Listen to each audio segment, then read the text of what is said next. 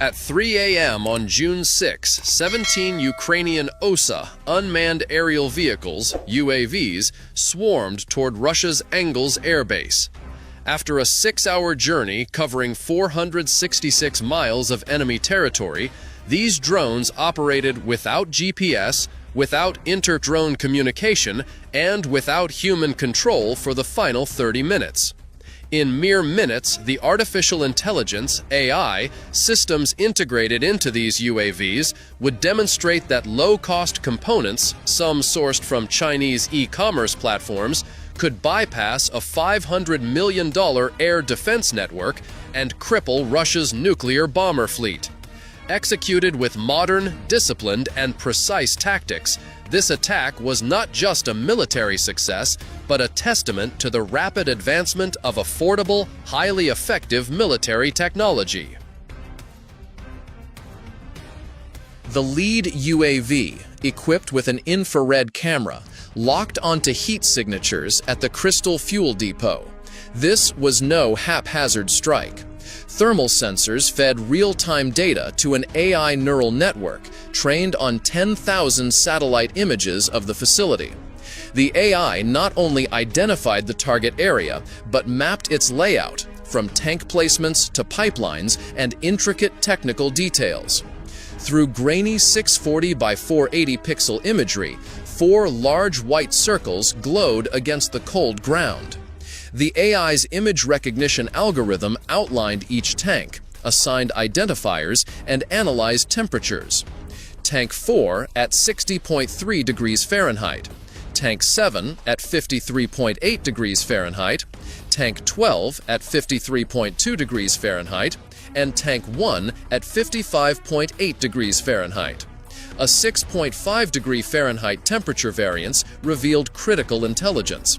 Tank 4 had been recently filled, maximizing fuel vapor pressure, flammability, and destructive potential. The attack's true terror lay in its distributed intelligence. Each of the 17 UAVs independently conducted this analysis without a command center, voting mechanism, or data exchange. 17 identical AI systems reached the same conclusion. Tank 4 was the primary target. This autonomy extended beyond target selection. Each UAV automatically adjusted its approach vector to prevent mid-air collisions. For instance, UAV 1 attacked from a 270-degree angle, UAV 2 from 275 degrees, with a 5-degree offset to create overlapping blast patterns, maximizing destruction while avoiding conflicts. Close enough to amplify impact, but spaced to avoid collisions. As the UAVs neared the base, cellular signals dropped to a single bar. At such a distance from Ukraine's border, maintaining connectivity with relay stations was a struggle. In 30 seconds, as the UAVs descended below 164 feet for their final approach, they switched to full autonomy, locking on to the target. Operators in Kyiv, Ukraine, became mere spectators to their pre-programmed plan. Each UAV, fitted with an $89 Chinese flight controller cloned from the Pixhawk and sourced from AliExpress, performed collision avoidance calculations 10 times per second. Ultrasonic sensors created a 6.6-foot invisible bubble around each drone, making micro-adjustments to maintain safe distances amid air turbulence. The system had performed flawlessly thus far, and needed only 5 more minutes to succeed. At 6.2 miles out, the UAV formation shifted. From a chaotic cluster, they aligned into a precise attack matrix, resembling a flock of birds snapping into a sharp V shape. The goal wasn't energy efficiency, but maximizing destruction without mutual interference. The AI calculated optimal impact angles based on tank structures. 7 UAVs climbed to 262 feet to dive into the tank roofs, where steel was thinnest at 0.3 inches. 5 maintained 164 feet to strike the upper walls, where fuel vapors concentrated. The remaining 5 dropped to 98 feet, targeting the tank's bases, where welds were weakest. Each UAV carried a 7-pound shaped charge warhead with a copper core, designed to penetrate thick steel and detonate within the fuel vapor space for maximum devastation. At 3:01 a.m., Russia's S-400 radar swept the sky, but the UAVs flew below the radar horizon, hidden by Earth's curvature. Radar operators detected nothing. The night was eerily quiet. No civilian air traffic, no military transports, not even birds, as if nature sensed the impending threat. In the lead UAV's memory, a simple timer counted down. At pre-programmed coordinates, the autopilot took full control. No human could cancel the command. No jamming signal could divert it. The UAVs executed their final orders with machine-like precision. Aim for Tank 4, maintain 138 feet per second, and detonate on impact. At 3:02 a.m., cellular signals dropped to 0. All 17 UAVs switched to full autonomy, arming their warheads. 17 unstoppable algorithms now relied on a miracle to be thwarted. The Kristall fuel depot was guarded by a defense network far exceeding the cost of Ukraine's entire UAV program. The first layer was the $500 million S-400 system, positioned 1.86 miles northwest of the depot. In theory, it could intercept ballistic missiles in space, stealth aircraft at 249 miles, and low-flying cruise missiles. The S-400's 92N6E fire control radar emitted enough energy to jam signals at 6.2 miles, but reality didn't match the hype. At the UAV's 164-foot altitude, the S-400 could detect targets at 17.4 miles under ideal conditions. That night, terrain clutter from buildings and thermal inversions skewed radar waves, reducing detection range to 12.4 miles. Low-altitude targets were nearly impossible to track amid clutter from structures, trees, and hot-cold air layers scattering signals like searching for a key in a freshly cleaned house. Even if detected, pinpointing the UAV's exact positions was nearly impossible. When they appeared on radar, less than 5 minutes remained before impact, enough to counter a single fighter jet, but powerless against a near-invisible drone swarm. The S-400's combat computer scanned a threat library with 10,000 electronic signatures of aircraft and missiles collected over decades. An F-15 at 49.7 miles, no problem. An air-to-ground missile, easily handled. But a quadcopter with a radar cross-section, RCS akin to a bird, moving at aircraft speed? The system had no data for it, classifying it as unknown or low priority. Even the S-400's backup defenses struggled. 4 Panzer S-1 systems, each worth $15 million, ringed the depot like guard dogs. Each Panzer S-1 carried 12 57E6 missiles and twin 30mm cannons, marketed as capable of downing cruise missiles and smart bombs. But promotional videos omitted a key detail. The minimum effective RCS for targeting was 0.1 square meters. The OSA UAVs, with an RCS of 0.01 square meters, were 10 times smaller. Hitting such a target wasn't impossible, but akin to shooting a mosquito with a rifle. Though Panzer's thermal cameras could spot UAVs, calculating firing solutions was a nightmare. The 57E6 missile required continuous radar guidance, but tracking a plastic UAV was like aiming a flashlight at a black cat in a coal mine. Guidance links faltered, and proximity sensors, tuned for metal aircraft, often failed to register composite materials. The Russians knew UAVs posed a threat, deploying Pol 21 GPS jammers around strategic sites, creating electromagnetic bubbles to disorient Western drones. These broadcast fake GPS signals, tricking receivers into thinking they were over the Pacific Ocean. But the Russians didn't anticipate one thing. Ukraine's OSA UAVs used World War II-era navigation, magnetic compasses, accelerometers, and inertial positioning. Jamming signals, capable of crippling million-dollar recon drones, were useless against these. A high-tech war turned into a knife fight, where simplicity became the advantage.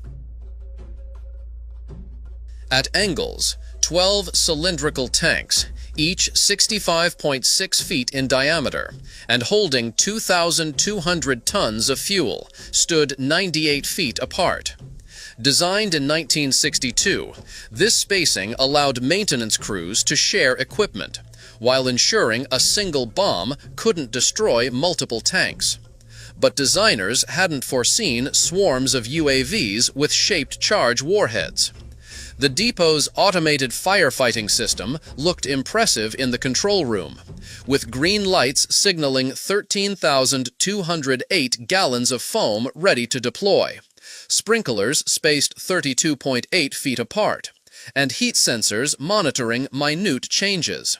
Yet the system was built for a single fire, not simultaneous explosions. The UAVs were now 9.3 miles from their target, closing in at unstoppable speed. On radar screens across the base, operators saw familiar noise, migrating birds creating false signals, temperature layers bending radio waves into ghostly shapes. Amid this electronic clutter, 17 real threats maintained perfect formation, not because they were stealthy, but because they were too simple to detect.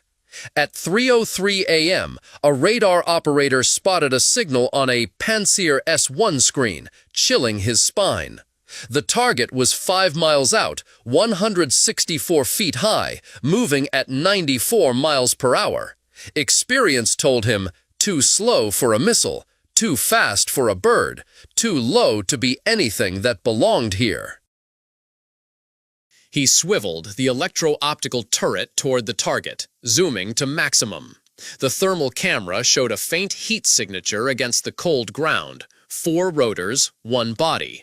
Clearly a UAV, but smaller than anything in the database. Then another heat signature appeared. Then another. His mouth went dry as he counted 17 targets across a 1.86-mile front. The range counter spun. 4.3 miles, then 4 miles. At this speed, impact was 130 seconds away.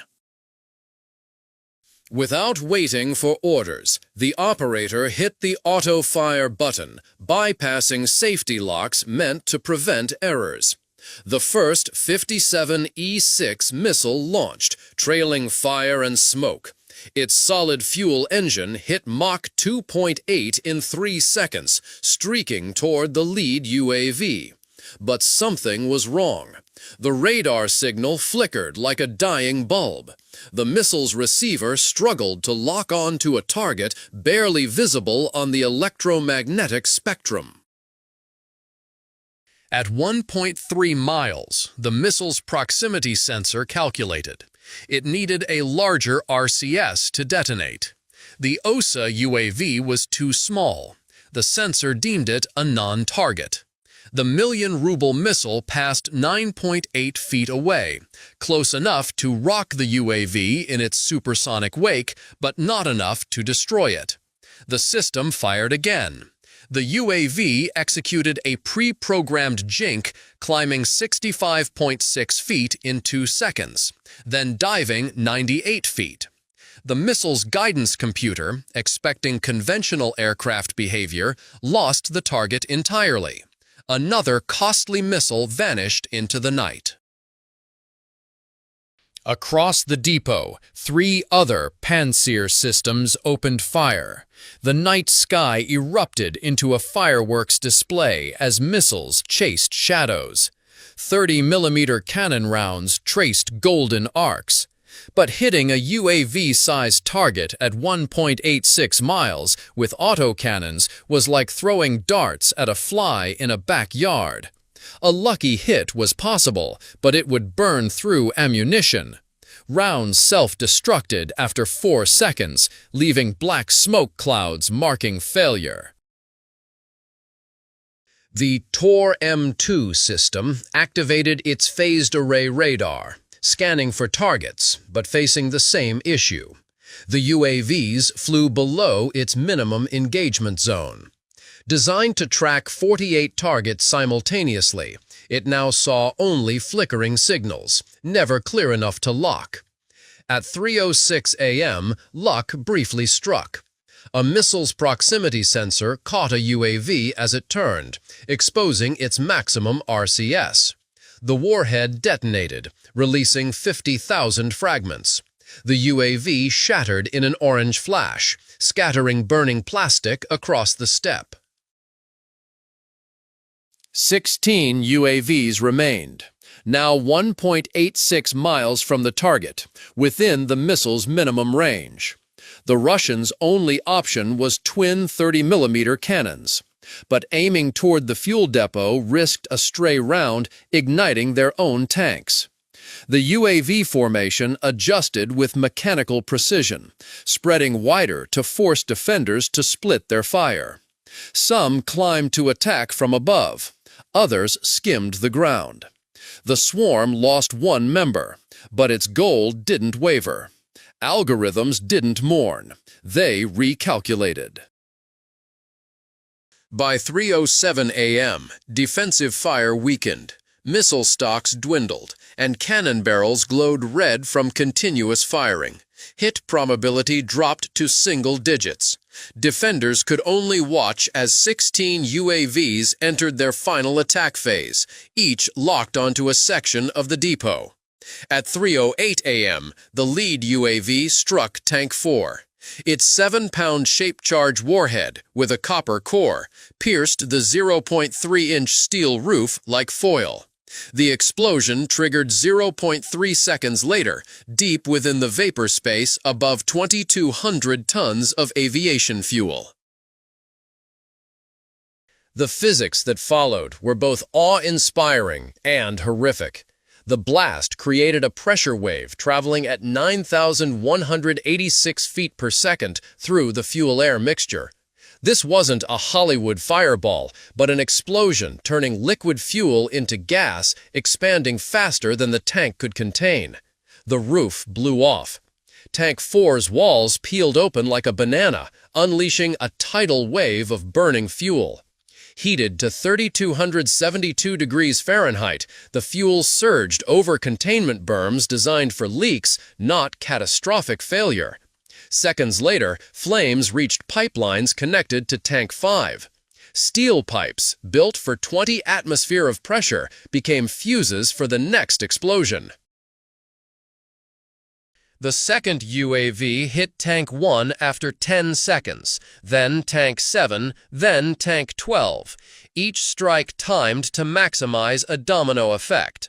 The depot's automated firefighting system activated, pumping foam at 2,642 gallons per minute, but it was like spitting into a volcano. The foam ran dry in 90 seconds, covering only a quarter of the fire's area. Temperatures defied imagination. At 328 feet from the blaze, radiant energy hit 50 kilowatts per meter, enough to ignite wood spontaneously.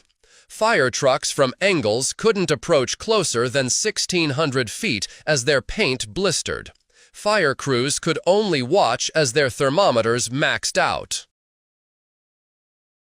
Beneath the depot's pipeline network, fuel from intact tanks fed the inferno. Emergency shutoff valves, designed in the 1960s, failed as their seals melted. Each failure dumped thousands of tons of fuel into the flames. At 3:18 a.m., Tank 6 suffered a boiling liquid expanding vapor explosion, BLEV. It didn't just burn, it detonated. This wasn't standard fuel, but a specialized blend for Tu-160 and Tu-95 MS strategic bombers, with additives for sub-zero performance at 49,213 feet, irreplaceable by standard aviation fuel. At minimal cost, Ukraine had reached 466 miles to paralyze Russia's nuclear bomber fleet. Every airbase commander from Murmansk to Vladivostok now faced a haunting question.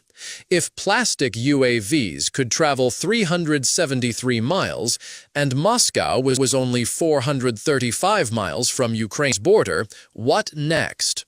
This attack wasn't just a tactical defeat, but a strategic warning about the fragility of costly defenses against simple, intelligent weapons. In the era of high-tech warfare, simplicity sometimes held the key to victory.